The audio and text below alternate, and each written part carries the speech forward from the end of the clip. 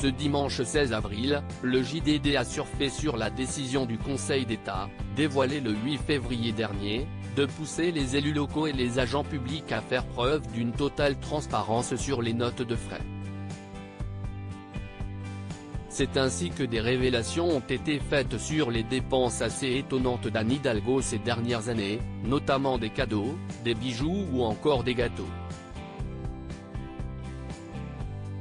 De son côté, celle qui est souvent décrite comme son ennemie, à savoir Rachida Dati, est considérée comme celle qui a le moins puisé dans son enveloppe, durant l'année 2017.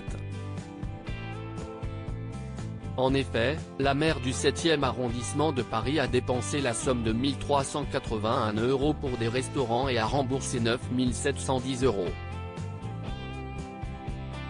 Dans le détail, la femme politique de 57 ans a conservé 3 factures pour des rendez-vous chez le coiffeur, d'un montant de 392 € au total.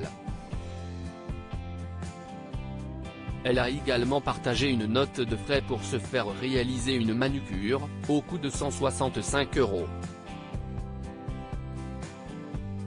Interrogée par le journal du dimanche, Rachida Dati n'a pas réagi. Pour rappel, la jurisprudence qui contraint les élus locaux de ne rien cacher de leurs dépenses prises en charge par l'État a été possible grâce au journaliste néerlandais Stéphane de Vries, qui a passé 5 ans à demander à Anne Hidalgo d'avoir accès à ses notes de frais.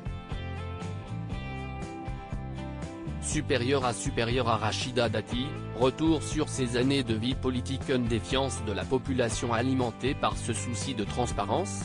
Notre confrère faisait alors une enquête sur les Jeux Olympiques et Paralympiques de 2024, alors que le fait que la compétition se déroule à Paris venait d'être annoncé.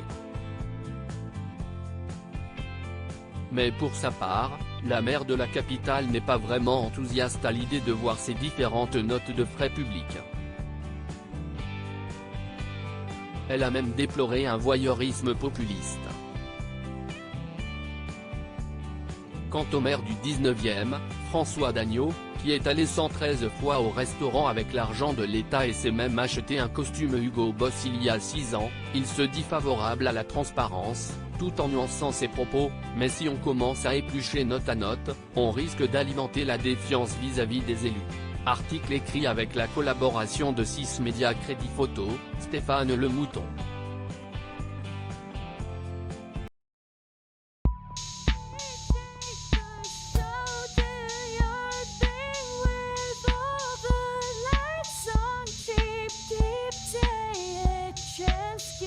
Keep taking a chance, you can